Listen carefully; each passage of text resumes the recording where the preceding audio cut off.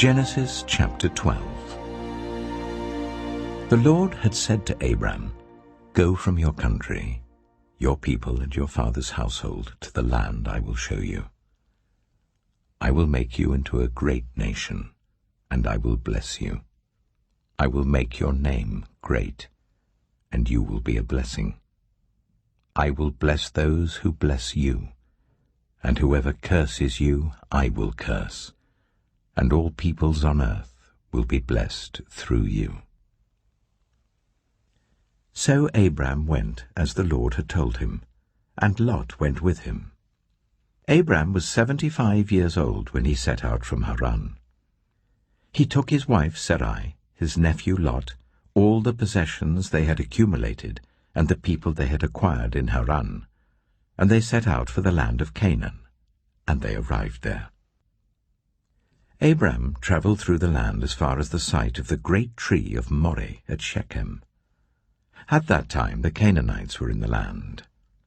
The Lord appeared to Abram and said, "To your offspring I will give this land." So he built an altar there to the Lord who had appeared to him. From there he went on toward the hills east of Bethel and pitched his tent, with Bethel on the west and Ai on the east. There he built an altar to the Lord and called on the name of the Lord. Then Abram set out and continued toward the Negev. Now there was a famine in the land, and Abram went down to Egypt to live there for a while because the famine was severe. As he was about to enter Egypt, he said to his wife Sarai, "I know what a beautiful woman you are. When the Egyptians see you, they will say, 'This is his wife.' Then they will kill me, but will let you live. Say you are my sister, so that I will be treated well for your sake, and my life will be spared because of you." When Abram came to Egypt, the Egyptians saw that Sarai was a very beautiful woman. And when Pharaoh's officials saw her, they praised her to Pharaoh, and she was taken into his palace. He treated Abram well for her sake, and Abram acquired sheep and cattle, male and female donkeys, male and female servants, and camels. But the Lord inflicted serious diseases on Pharaoh and his household because of Abram's wife Sarai. So Pharaoh summoned Abram. "What have you done to me?" he said. "Why didn't you tell me she was your wife? Why did you say, 'She is my sister,' so that I took her to be my wife? Now then, here is your wife. Take her and go." Then Pharaoh gave orders about Abram to his men, and they sent him on his way with his wife and everything he had. Genesis chapter 15. After this, the word of the Lord came to Abram in a vision. "Do not be afraid, Abram. I am your shield, your very great reward." But Abram said, "Sovereign Lord, what can you give me since I remain childless? And the one who will inherit my estate is Eliezer of Damascus." And Abram said, "You have given me no children, so a servant in my household will be my heir." Then the word of the Lord came to him. "This man will not be your heir, but a son who is your own flesh and blood will be your heir." He took him outside and said, "Look up at the sky and count the stars, if indeed you can count them." Then he said to him, "So shall your offspring be." Abram believed the Lord, and he credited to him as righteousness. He also said to him, "I am the Lord, who brought you out of Ur of the Chaldeans, to give you this land to take possession of it." But Abram said, "Sovereign Lord, how can I know that I will gain possession of it?" So the Lord said to him, "Bring me a heifer, a goat, and a ram, each 3 years old, along with a dove and a young pigeon." Abram brought all these to him, cut them in two, and arranged the halves opposite each other. The birds, however, he did not cut in half. Then birds of prey came down on the carcasses, but Adam drove them away. As the sun was setting, Abram fell into a deep sleep, and a thick and dreadful darkness came over him. Then the Lord said to him, "Know for certain that for 400 years your descendants will be strangers in a country not their own, and that they will be enslaved and ill-treated there. But I will punish the nation they serve as slaves, and afterward they will come out with great possessions. You, however, will go to your ancestors in peace and be buried at a good old age. In the 4th generation, your descendants will come back here, for the sin of the Amorites has not yet reached its full measure." When the sun had set and darkness had fallen, a smoking brazier with a blazing torch appeared and passed between the pieces. On that day the Lord made a covenant with Abram and said, "To your descendants I give this land, from the Wadi of Egypt to the great river, the Euphrates, the land of the Kenites, Kenizzites, Kadmonites, Hittites, Perizzites, Rephaites, Amorites, Canaanites, Girgashites, and Jebusites." Genesis chapter 21. Now the Lord was gracious to Sarah, as he had said, and the Lord did for Sarah what he had promised. Sarah became pregnant and bore a son to Abraham in his old age, at the very time God had promised him. Abraham gave the name Isaac to the son Sarah bore him. When his son, Isaac, was 8 days old, Abraham circumcised him, as God commanded him. Abraham was 100 years old when his son Isaac was born to him. Sarah said, "God has brought me laughter, and everyone who hears about this will laugh with me." And she added, "Who would have said to Abraham that Sarah would nurse children? Yet I have borne him a son in his old age." The child grew and was weaned, and on the day Isaac was weaned, Abraham held a great feast. But Sarah saw that the son whom Hagar the Egyptian had borne to Abraham was mocking, and she said to Abraham, "Get rid of that slave woman and her son, for that woman's son will never share in the inheritance with my son Isaac." The matter distressed Abraham greatly because it concerned his son. But God said to him, "Do not be so distressed about the boy and your slave woman.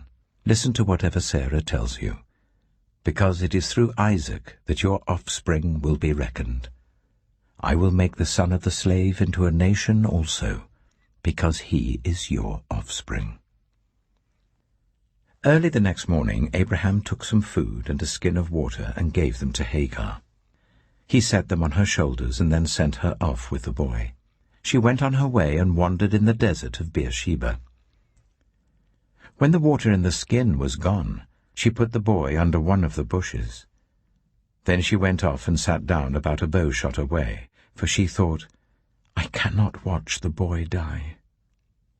And as she sat there, she began to sob. God heard the boy crying, and the angel of God called to Hagar from heaven and said to her, "What is the matter, Hagar? Do not be afraid. God has heard the boy crying as he lies there. Lift the boy up and take him by the hand, for I will make him into a great nation." Then God opened her eyes, and she saw a well of water. So she went and filled the skin with water and gave the boy a drink. God was with the boy as he grew up. He lived in the desert and became an archer. While he was living in the desert of Paran, his mother got a wife for him from Egypt.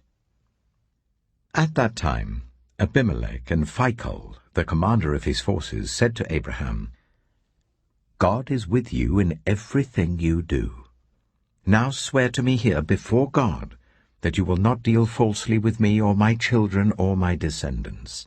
Show to me and the country where you now reside as a foreigner the same kindness I have shown to you." Abraham said, "I swear it." Then Abraham complained to Abimelech about a well of water that Abimelech's servants had seized. But Abimelech said, "I don't know who has done this. You did not tell me, and I heard about it only today." So Abraham brought sheep and cattle and gave them to Abimelech, and the two men made a treaty. Abraham set apart 7 ewe lambs from the flock, and Abimelech asked Abraham, "What is the meaning of these 7 ewe lambs you have set apart by themselves?" He replied, "Accept these 7 lambs from my hand as a witness that I dug this well." So that place was called Beersheba, because the 2 men swore an oath there. After the treaty had been made at Beersheba, Abimelech and Phicol, the commander of his forces, returned to the land of the Philistines. Abraham planted a tamarisk tree in Beersheba, and there he called on the name of the Lord, the eternal God. And Abraham stayed in the land of the Philistines for a long time. Genesis chapter 22. Sometime later, God tested Abraham. He said to him, "Abraham." "Here I am," he replied. Then God said, "Take your son, your only son, whom you love, Isaac, and go to the region of Moriah. Sacrifice him there as a burnt offering on a mountain I will show you." Early the next morning, Abraham got up and loaded his donkey. He took with him 2 of his servants and his son Isaac. When he had cut enough wood for the burnt offering, he set out for the place God had told him about. On the 3rd day, Abraham looked up and saw the place in the distance. He said to his servants, "Stay here with the donkey while I and the boy go over there. We will worship, and then we will come back to you." Abraham took the wood for the burnt offering and placed it on his son Isaac, and he himself carried the fire and the knife. As the 2 of them went on together, Isaac spoke up and said to his father Abraham, "Father?" "Yes, my son," Abraham replied. "The fire and wood are here," Isaac said. "But where is the lamb for the burnt offering?" Abraham answered, "God himself will provide the lamb for the burnt offering, my son." And the 2 of them went on together. When they reached the place God had told him about, Abraham built an altar there and arranged the wood on it. He bound his son Isaac and laid him on the altar on top of the wood. Then he reached out his hand and took the knife to slay his son. But the angel of the Lord called out to him from heaven, "Abraham! Abraham!" "Here I am," he replied. "Do not lay a hand on the boy," he said. "Do not do anything to him. Now I know that you fear God, because you have not withheld from me your son, your only son." Abraham looked up, and there in the thicket he saw a ram caught by its horns. He went over and took the ram and sacrificed it as a burnt offering instead of his son. So Abraham called that place, "The Lord will provide," and to this day it is said, "On the mountain of the Lord it will be provided." The angel of the Lord called to Abraham from heaven a 2nd time, and said, "I swear by myself, declares the Lord, that because you have done this and have not withheld your son, your only son, I will surely bless you, and make your descendants as numerous as the stars in the sky and as the sand on the seashore. Your descendants will take possession of the cities of their enemies, and through your offspring all nations on earth will be blessed, because you have obeyed me." Then Abraham returned to his servants, and they set off together for Beersheba. And Abraham stayed in Beersheba. Some time later, Abraham was told, "Milcah is also a mother. She has borne sons to your brother Nahor." Uz the firstborn, Buz his brother, Kemuel the father of Aram, Kesed, Hazo, Pildash, Jiplaph, and Bethuel. Bethuel became the father of Rebekah. Milcah bore these 8 sons to Abraham's brother Nahor. His concubine, whose name was Rumah, also had sons, Teba, Gaham, Tahash, and Maacah. Genesis chapter 27. When Isaac was old and his eyes were so weak that he could no longer see, he called for Esau his older son and said to him, "My son."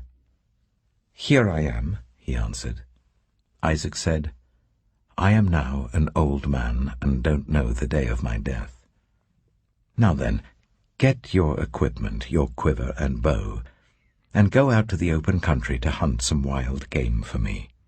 Prepare me the kind of tasty food I like, and bring it to me to eat, so that I may give you my blessing before I die."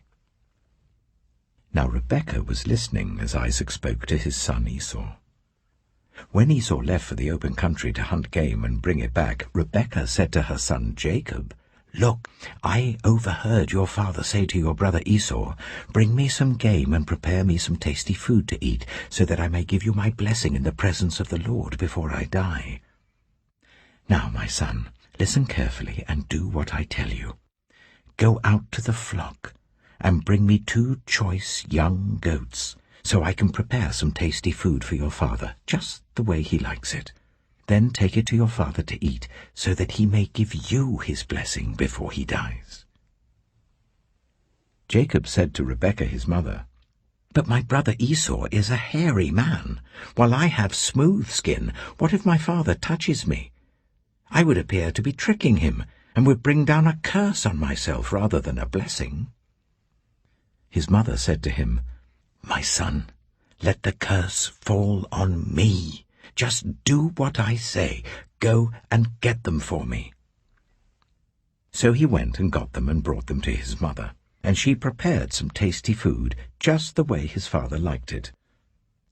Then Rebekah took the best clothes of Esau, her older son, which she had in the house, and put them on her younger son Jacob.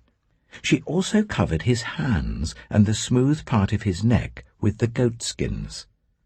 Then she handed to her son Jacob the tasty food and the bread she had made. He went to his father and said, "My father?" "Yes, my son," he answered. "Who is it?"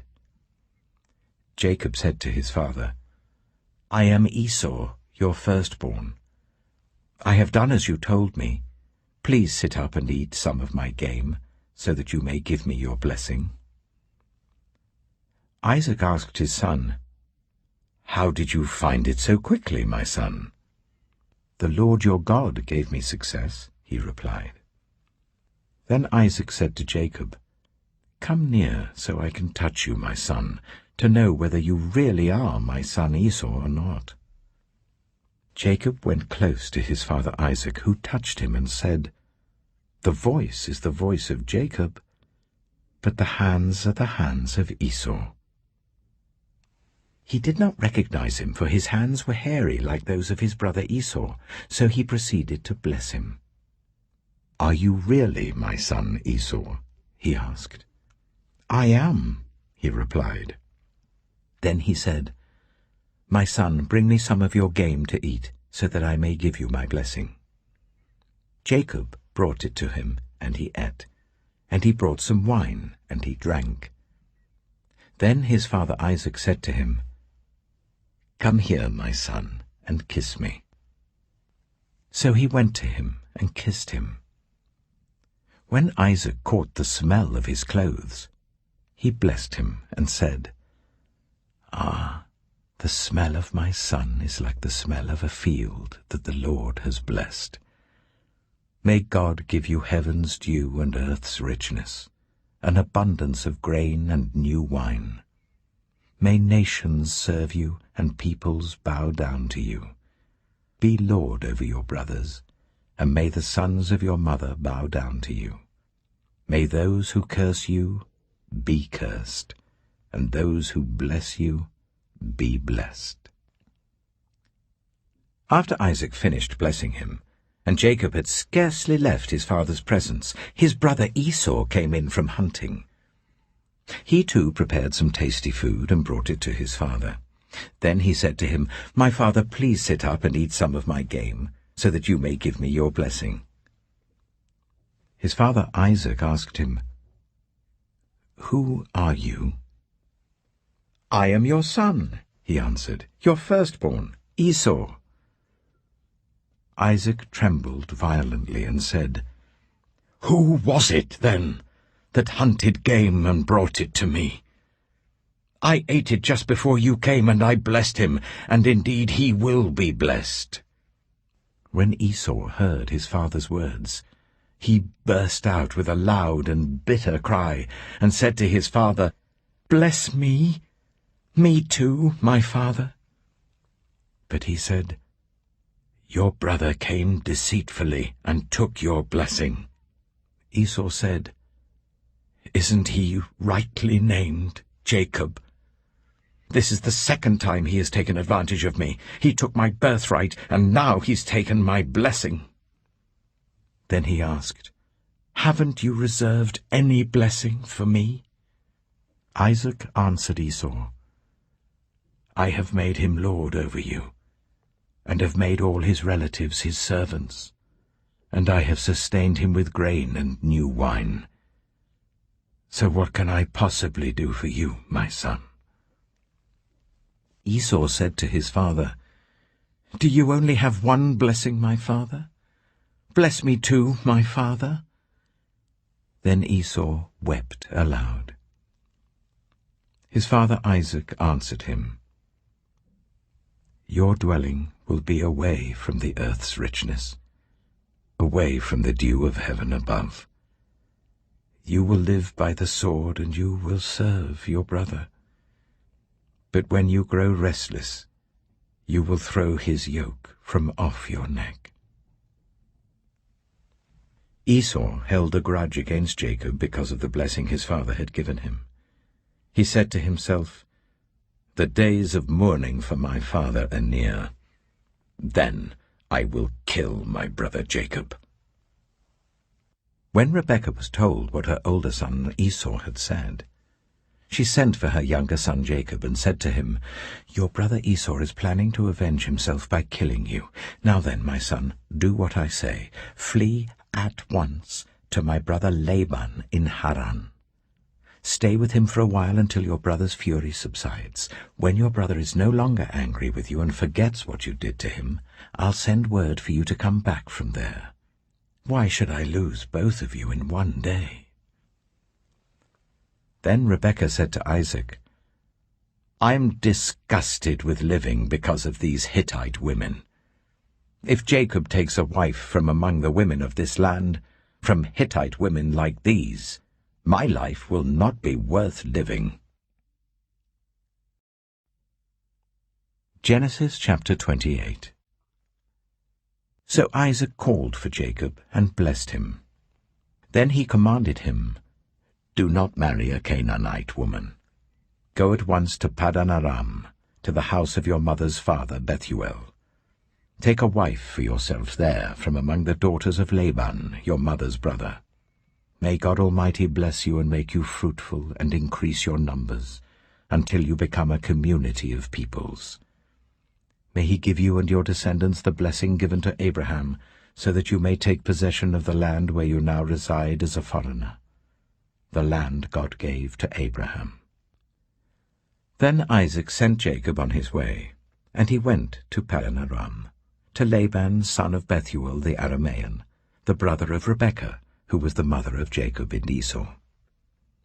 Now Esau learned that Isaac had blessed Jacob and had sent him to Paddan Aram to take a wife from there, and that when he blessed him he commanded him, "Do not marry a Canaanite woman," and that Jacob had obeyed his father and mother and had gone to Paddan Aram. Esau then realized how displeasing the Canaanite women were to his father Isaac.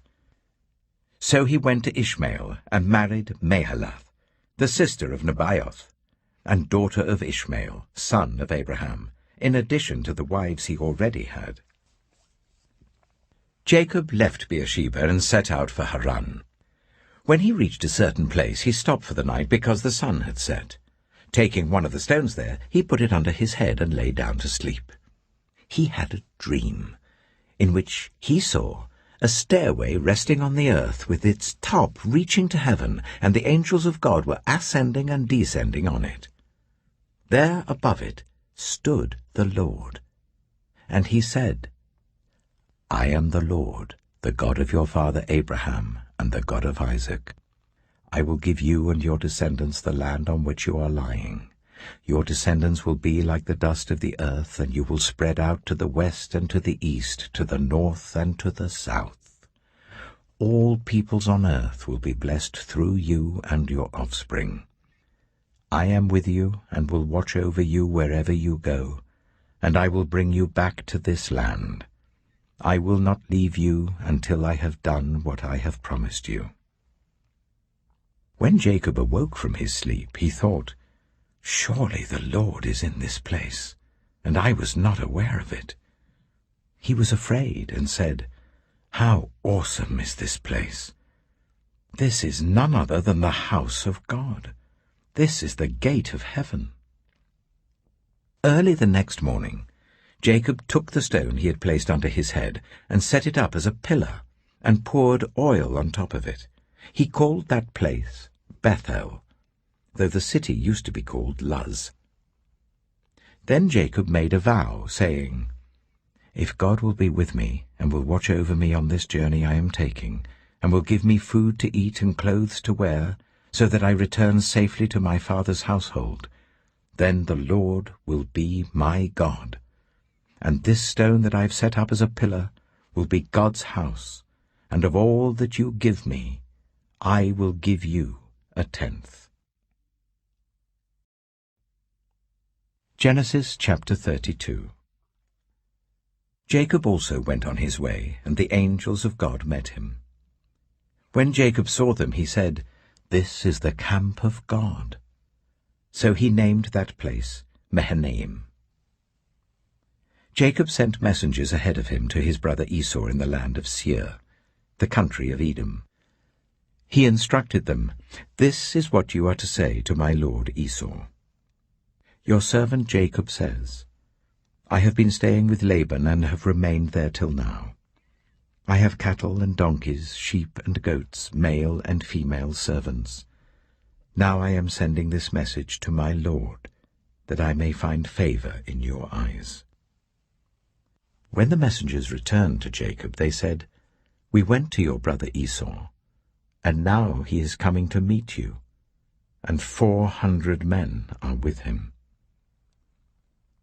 In great fear and distress, Jacob divided the people who were with him into 2 groups, and the flocks and herds and camels as well. He thought, if Esau comes and attacks one group, the group that is left may escape. Then Jacob prayed, O God of my father Abraham, God of my father Isaac, Lord, you who said to me, Go back to your country and your relatives, and I will make you prosper. I am unworthy of all the kindness and faithfulness you have shown your servant. I had only my staff when I crossed this Jordan, but now I have become 2 camps.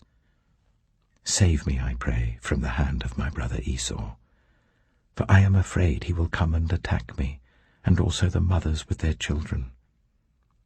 But you have said, I will surely make you prosper, and will make your descendants like the sand of the sea, which cannot be counted. He spent the night there, and from what he had with him, he selected a gift for his brother Esau. 200 female goats and 20 male goats, 200 ewes and 20 rams, 30 female camels with their young, 40 cows and 10 bulls, and 20 female donkeys and 10 male donkeys. He put them in the care of his servants, each herd by itself, and said to his servants, Go ahead of me, and keep some space between the herds. He instructed the one in the lead, When my brother Esau meets you and asks, "Who do you belong to, and where are you going, and who owns all these animals in front of you?" Then you are to say, "They belong to your servant Jacob. They are a gift sent to my lord Esau, and he is coming behind us." He also instructed the second, the third, and all the others who followed the herds, "You are to say the same thing to Esau when you meet him, and be sure to say, 'Your servant Jacob is coming behind us.'" For he thought, "I will pacify him with these gifts I'm sending on ahead. Later, when I see him, perhaps he will receive me." So Jacob's gifts went on ahead of him, but he himself spent the night in the camp. That night Jacob got up and took his 2 wives, his 2 female servants, and his 11 sons, and crossed the ford of the Jabbok. After he had sent them across the stream, he sent over all his possessions. So Jacob was left alone. And a man wrestled with him till daybreak. When the man saw that he could not overpower him, he touched the socket of Jacob's hip, so that his hip was wrenched as he wrestled with the man.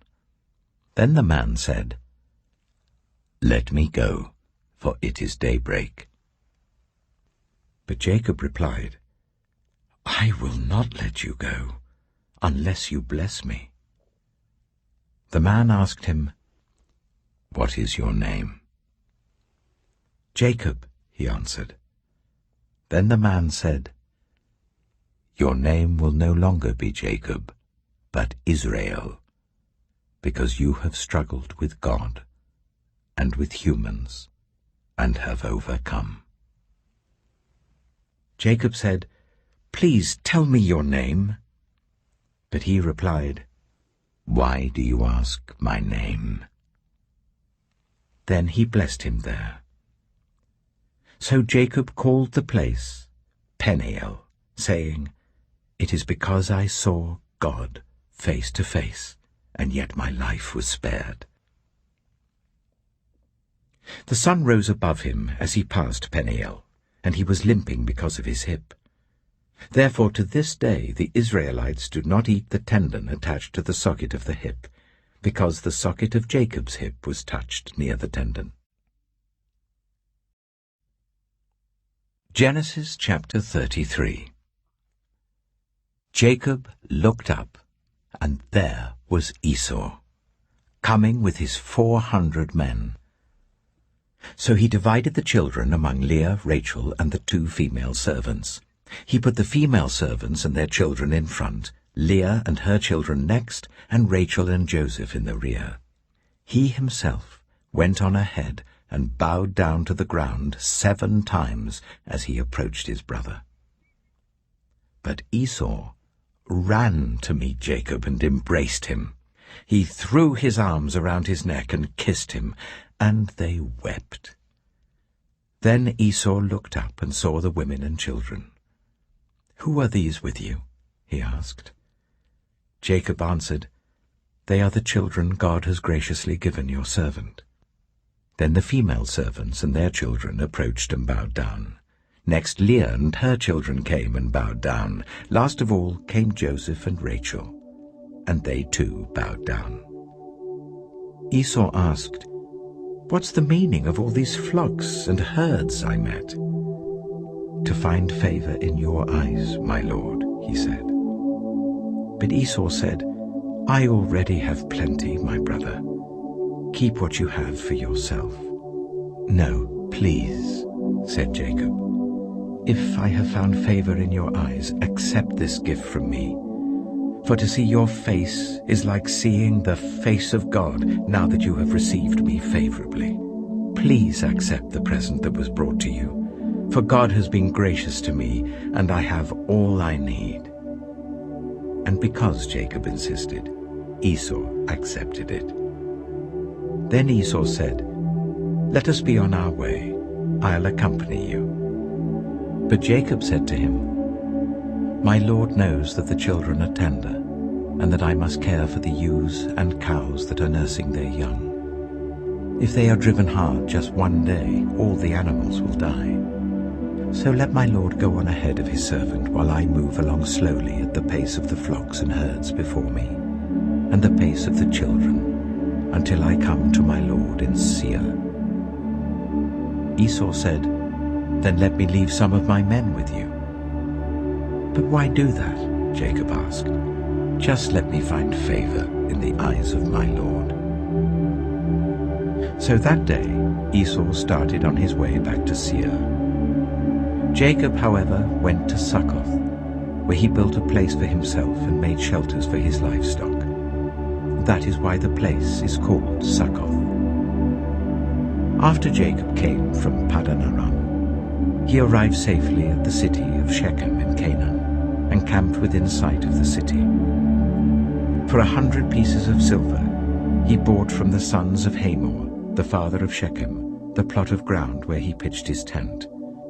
There he set up an altar and called it El Elohe Israel.